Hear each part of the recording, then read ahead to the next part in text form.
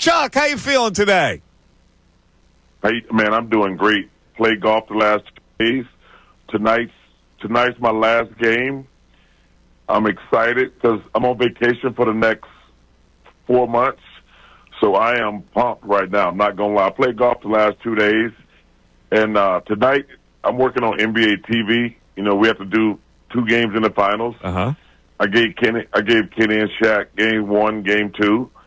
So I work game 3, I work game 4, then I'm off until October. So I am so freaking excited to get this thing over with tonight. And I'm not gonna lie, man. I'm really pumped for it. I'm really pumped to get this over with because I'm ready for vacation. All right, so you're not back in town yet? No, I'm in Indiana. Okay. I got to work the game tonight. All right. So you haven't made the Philly move yet for the summer. Oh well, I was there last week. Okay. Because I was off for games 1 and game 2, so I moved back to Philly last week, and I am pumped, man. I am pumped for the summer. I love vacation. I mean, I get to play golf. I get to play golf every day for the next 4 months, basically. I know. I got to find a golf club in Philly to join. Well, I can hook you up. You want to join? Waynesboro, right? No. I'm Waynesboro. I'll hook you up. I like what. I know you do. We've been talking about playing for forever. I'm gonna pin you down. This is what I'm gonna do. This is what I'm gonna do for you. Because you're ducking me because you're a coward. No, I'm not ducking. You say you won't play on weekends. I happen to have a day job. You know what I'm saying? You won't play on weekends. So here's what I'm gonna do for you. I'm gonna take a vacation day just to play with you. Mike, I'll play you. We can play. So what time do you work? Send me your hours. I'm 10 to 2. I'm gonna have to take a day off for you. So what? We can't play at 3? Well, we could play at 3. You know, I guess we could play at 3. You want to play at 3? We can play at 3. So that means 3. I just get out of the car and go to the first tee. Wait, you got an hour. You got an hour to relax. Hour? And then what do you think? What do you think? I can click my fingers and arrive at the tee? I got to drive there. Okay, that's why I said 3. All right, sounds good. Let's get to the business at hand. You just heard what the commissioner said about you. He called you the crazy uncle. You going to take that? Hey, man, listen. I am so lucky and blessed to have my job. I have 7 years left on my contract at $25 million a year. I'm the best at what I'm the best at what I do. So I'm good. They can call me whatever they want to. You just revealed your salary. Everybody knows it. I signed for 10 years, $200 and some million. I'm good, man.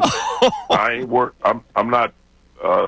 So, like I say, everybody knows how much I make. It's been in the news for the last few years when I signed my deal. That's more than Stephen A, bro. That's more than Stephen A making.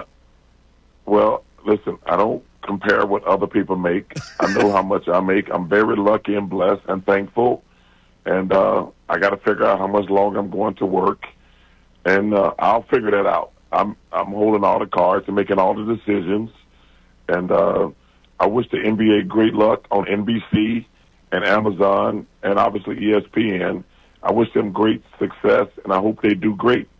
All right, I'm trying to cause trouble here, so I'm going to work this angle there's no trouble. even more. No, I'm trying to cause trouble. What he said about you. Dude, there's no trouble. There's no trouble. I make $25 million a year. How can I have trouble?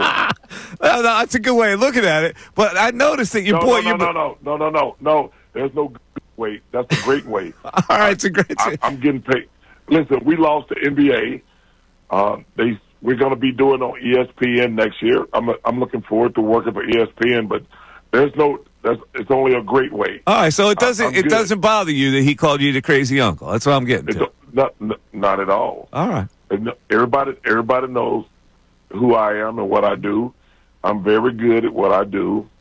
And, no, that doesn't bother me. I love Adam Silver. I noticed that. Listen, but I understand. We don't have the NBA anymore. He's got to pump up ESPN. Uh-huh. They Amazon, NBC. I met with both of them. They all tried to get me to leave TNT. But Amazon, I wish them great success. NBC, I wish them great success. We're going to be shown on NBC, on ESPN going forward. And like I say, I'm going to figure out how much longer I want to work. But worst case scenario, I have 7 years left on my deal, and I'm in a great situation, to be honest with you. You'll be almost 70 years old by then. Still killing it. Yeah, but I'm not working that long, Mike. You told me you weren't working until 60 either. Look at you. There you got a new 7-year contract making $1 zillion. No, that's not true. That's not true at all. I will tell you, I've been very honest. Everybody knows TNT, I was going to retire at 60. TNT begged me to stay for 2 more years, which I said, okay, I'll stay to 62, which is where I'm at right now. But I didn't realize they were going to be stupid and lose the NBA deal, because I was going to pass the torch to Jamal Crawford or Vince Carter. I did not know they were going to lose the NBA deal. This was, in a perfect world, this was going to be my last year. And they said, hey, let people think you're leaving. I said, whatever y'all want to do, y'all do. They said, we're going to give you a 10-year deal. I said, I don't want a 10-year deal. I'm not working 10 years. They're like, we want the NBA to think you're going to stay for 10 years. I said, I'm not staying for 10 years. I said, I'll stay for 2 more years, which is now. But the only reason I'm staying, the only reason, is to keep the people employed at TNT. I'm not worried about Shaq, me, Kenny, and Ernie, but the people I work with, I love those guys. And I said, I will stay if y'all going to keep y'all jobs. So that's the true story. But I already know when I'm going to retire. Everybody knows it. I told them. When? Everybody. When are you going to retire? In 2 years. I told them I would stay 2 years. 2 years. You're going to retire in 2 years. You got a 7-year deal, $25 million. You're going to just put that aside. Yeah. Okay. All right. That's a lot I'm more not going to work. Hey, I have no. Hey, Mike. Yeah. I have no reason to work till I'm dead. That's stupid. I got you. I gave them my word. I said, everybody said TNT going to keep their job. Okay, I will keep working. But I'm only working for 2 more years, plain and simple. Yeah, you know you're going to leave $125 million on the table if you do that. Well, hey, you know what? I just happen to have that much in my bank account, so I'm good. All right, listen, let me talk some basketball with you. Jay, hey, that's the good thing about it. I already got that in the bank, so I'm good. You're good. You can never keep working for money because you'll always be working. I'm happy with my life. I've had a great life. I'm honored and thankful to the NBA and fans for the life I have. But you don't keep working for money. The only reason I'm keep working now is for the people at TNT to stay employed. All right, well, why don't you give me like 50% of that $25 million then? If it doesn't matter that much to you. 10%. Yeah, I'll take. No, I'll take that. Hey, no. I earned that. I earned that. Let me talk some hoops with you. What's your NBA Finals prediction here? Are you surprised that the Indiana Pacers are up in this series? Well, I'm surprised because your boy at OKC changed his starting lineup, trying to think he's out there being like Red Auerbach, trying to make basketball decisions. He got the best team in the world. He's got the best team in the world, and he changed his starting lineup for Game 1.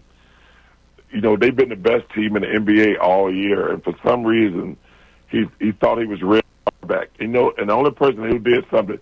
So this reminds me, back about 20-some years ago, Avery Johnson was coaching the Dallas Mavericks. They had the best team in the world. Best team in the world.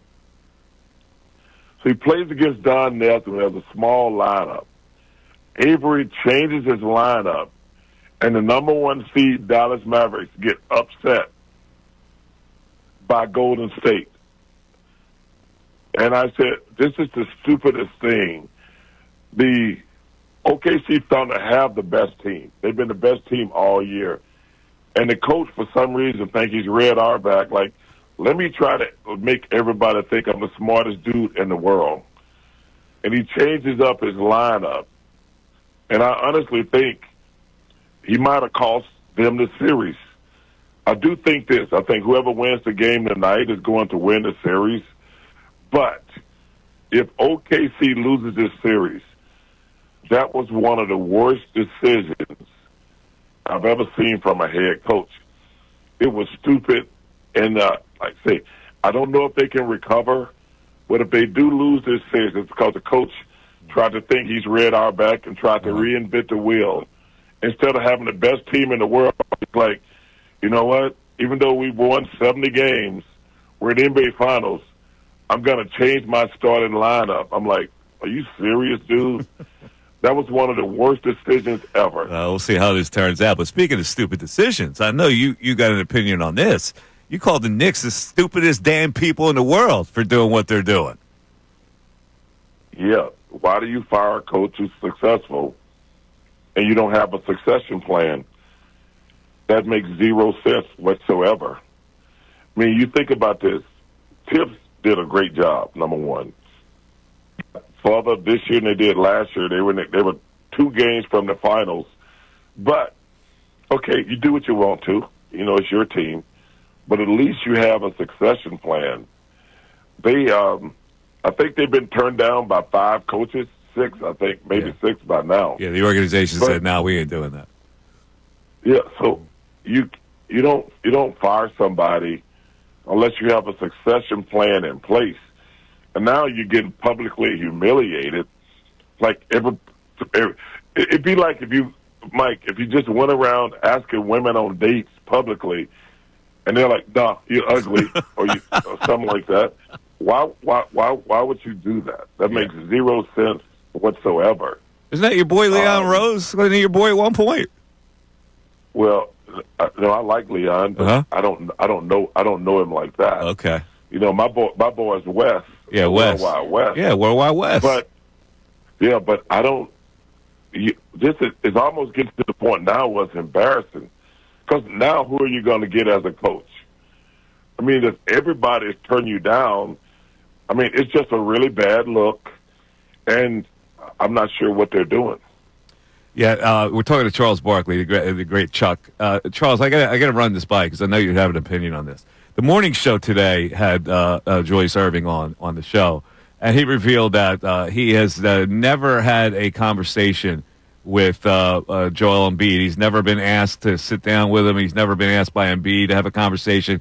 So he can't give any career advice, health advice, wellness advice, career, whatever. And he seemed a little perturbed about that. How do you feel about Embiid not reaching out to Julius or the Sixers not reaching out to connect them both? Well, I've never actually had a conversation with Joel Embiid either. I don't know Doc's situation, but I think I may have said hello to Joel Embiid twice in my life, just hello. But we've actually never had a conversation. And I can't speak for Doc. I can only speak for myself. So, but you think it would benefit Embiid if you guys like you and Doc had a conversation with him? 100%, 100%. Because Philly is a great city. That's why I live there during the summer. It's a very difficult city when things are not going well. But also, I think all young NBA players should talk to veteran guys. Because, you know, Moses is the most important person in my NBA career because he made me lose 50 pounds and made me a great player. I think you can only benefit talking to Dr. J or myself, you know, Andrew Toney, Maurice Cheeks, Bobby Jones, Clement Johnson, like talking to older veteran players. Like, man, we know the landscape of basketball first and foremost, but also Philly. And Joel's in a very interesting situation because, man, if he don't get healthy, man, it's going to be rough on him the next X amount of years. What would you have told Joel? What would you tell Joel Embiid if you had a chance to talk to him like right now? Well, I think the first thing I said, yo, man, you got to get in better shape. I think one of the reasons he's gotten hurt, number one, you can't do anything about getting hurt. But I think that his condition is he got to get better condition. Because at least if you're in great condition, you can get hurt less. That's just a no-brainer. You don't think people have told him to get in better shape, though? Like he looks like this guy is going to do what he wants to do. Like, I mean, you guys talking to him on Inside the NBA. Shaq had some things for him. He said, "Yeah, you're right, Shaq," and then nothing really sinks in. Well, I think one of the problems with all these young guys is they have so much power. They don't pay attention to the coach first of all, everybody, the general manager is afraid of them also. Because once you give them so much money, they're not going to listen to the coach. Because, Joel's never had a coach who would hold him accountable, first and foremost. Because he developed a lot of bad habits when he first got to the Sixers. I'll give you an example. Billy Cunningham is the best coach I've ever played for. So I was out of shape and lazy. Moses told me that. I had to lose 50 pounds. But I wasn't starting. I wasn't playing as much as I should have. So Harold Katz, rest in peace, love Harold. So we're playing the Chicago Bulls.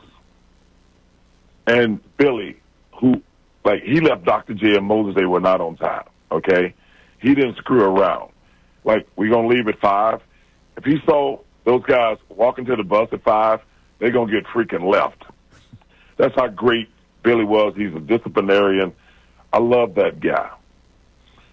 So we're playing the Chicago Bulls, and the bus is late.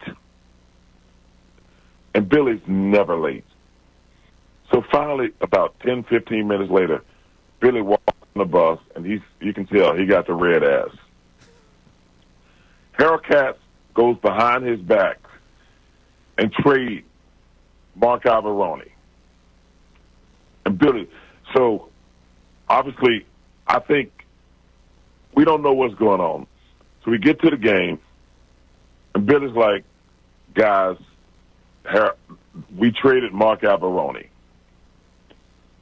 And I'm in shock. This is my first real NBA moment. I'm like, oh, Mark's starting in front of me. I'm probably going to start. And I was in shock, I'm not going to lie. Billy pulls me aside. He says, well, first of all, he said, Sam, you're starting. Sam Williams hadn't played in 2 months. And Sam, you're starting. And I'm like, well, Sam ain't played in 2 months. Billy pulls me aside. He said, Charles, Harold traded Mark behind my back. I have told you, you're out of shape. You're not starting. You're going to play, but you're not starting. Until you get in shape, you're not starting. You're not playing as much as you should be playing. Joel's never had a real coach who held him accountable. I don't know if coaches like that exist anymore, but I hear the point. Well, no, because the players have so much power. Well, that's one of the reasons our product is not as great as it should be, because we just let the players do what the hell they want to do. They're not held accountable anymore. I will always appreciate Billy Cunningham and Moses because I had success in college. I played about 290, 295, and I got drafted, and I couldn't play hard enough to be successful. But Moses, who, man, I call him Dad to the day he died, he worked with me before and after practice and made me lose 50 pounds to make me a great, great player. And I think Joel's a nice kid, but I think him being not in the best conditioning is one of the reasons he's always been hurt. And I wish he had had a veteran like Moses from the beginning. I think his career would be a lot different. So that's how I answered your question. I would say, yo, man, you got to get him. I'll give you another example. So Brett Brown was trying to reconnect with all the older guys. So he invited me and Billy Cunningham to practice one day at the start of training camp. And me and Billy went down there, and they were doing light workout stuff. They're like, okay, we're ready to practice now. And this is like the first day of training camp. and Joel goes and sit down. And the other guy scrimmaged for like an hour and a half. And Billy says, we got to go. I said, why, Billy? He says, the best player, when they started scrimmaging, when they sit down instead of scrimmaging, this team is never going to be successful. Billy was pissed. Wow. I've never told that story publicly before. This was like the first day of training camp. Because, in the old days, we used to do two-a-days. We didn't care who the hell you were. You were going to practice twice a day. And so we went to the Sixers facility, and they started to scrimmage. And Joel goes and sits down instead of scrimmaging. And Billy says, we got to go. I said, Billy, we just got here.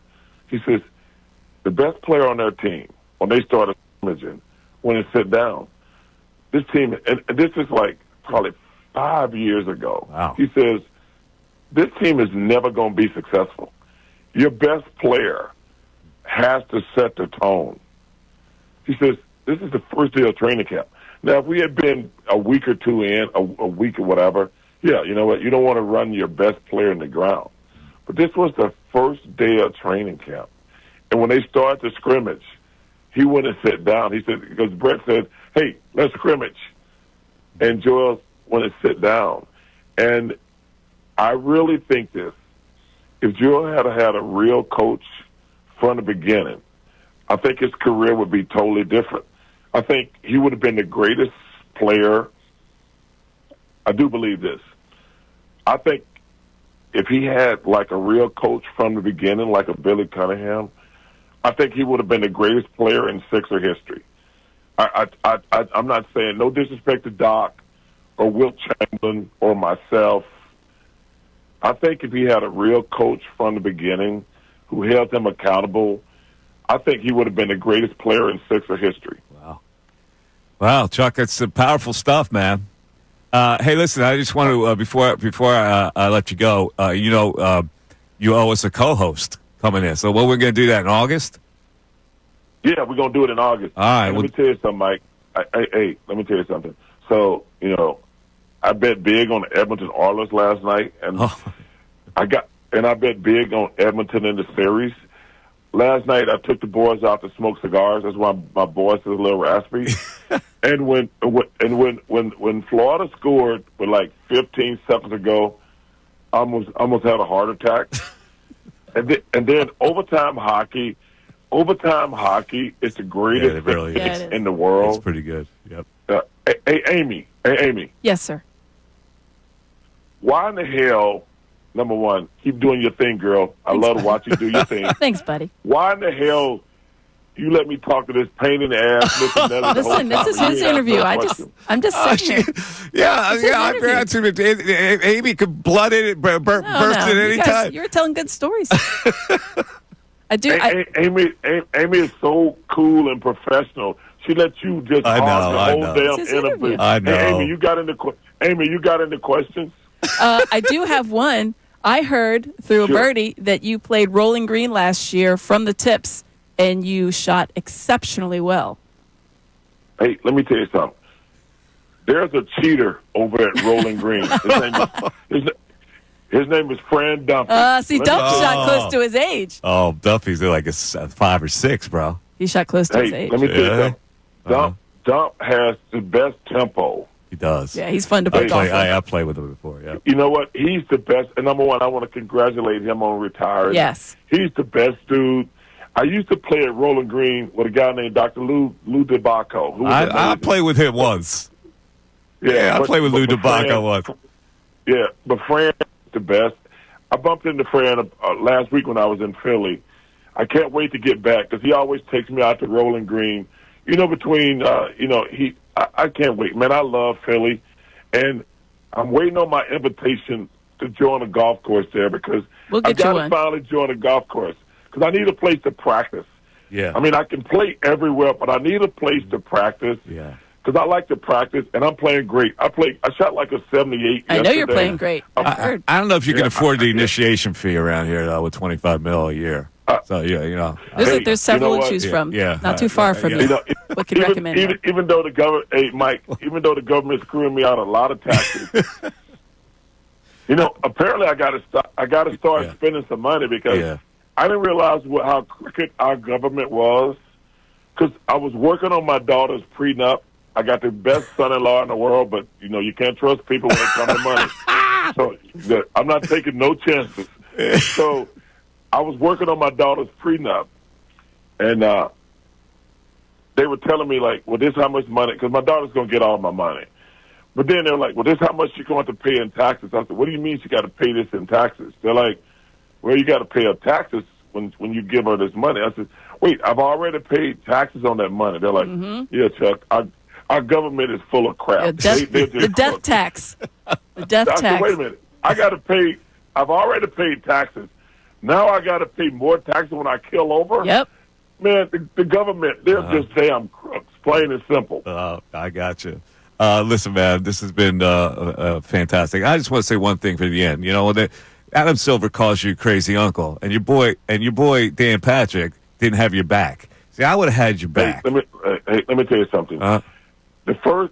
When I'm at my mailbox, the 1st and the 15th, that's the only 2 times I try to make sure I'm at the house. When I get that check on the 1st and the 15th, they can call me whatever they want. I know. I'm just saying, I would have had your back. I would have had the look on my face on the 1st and the 15th. Those are the 2 best days of my month. Do me a favor. Take a picture. I'll say today was payday. Take a picture of that look and send it to me. Today's payday. I want to see that look. Hey, Amy, is today payday? It sure is, my friend. Is today the 15th? Well, the 15th is on Monday, so they pay you today. Check your mailbox. Check your deposit. Check your deposit. Amy, yes, sir. Amy, you smart. Is that right. real? Or they wouldn't wait till Monday? They wouldn't wait till Monday. No, they'll pay you today. They probably went in last night at midnight. Damn. Hey, I know. I'm in Indiana right now.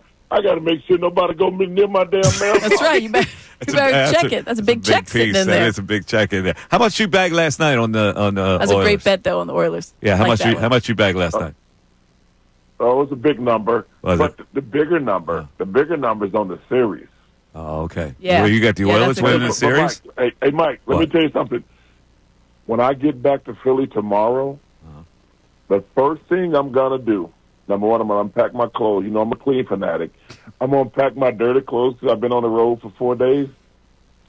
I'm taking my ass right to Valley Forge because I'm betting big on the Oilers tomorrow night, brother. Huge. Oh, you like the oil. You like the oil, huh? All right. I like the Oilers. Well, listen, I'm telling you, last night we jumped up in that cigar bar, but tomorrow, as soon as I get back to Philly, I'm going straight to Valley Forge, and I'm betting the house and everything on the Everton Oilers tomorrow. Because boy, that's going to be awesome. All right. Well, good luck to you, brother. Hey, listen, man. Great talking to you. We'll hook it up. Golf, and you got to make that. We'll bring you in for your annual co-hosting gig. Everybody looks forward to it. Thanks, Chuck. Have a good one tonight. Wait. All right, thanks, brother. Y'all be safe. All right, Bye, man. Charles. There he is, the great Charles Barkley. We took it for a long time. We ran through 7 breaks there. 7 breaks. It's all right? worth it. You all right? It's all Totally worth it. worth it. All right. It's like I've been cracking up the entire time. So good. He's the best. Let's take a commercial break. We're back after this. Mike Missanelli Show continues. Hey guys, thanks for checking out our video. If you want more from the Mike Missanelli Show, somewhere on this screen, there is somewhere where you can hit the playlist. Keep interacting with us.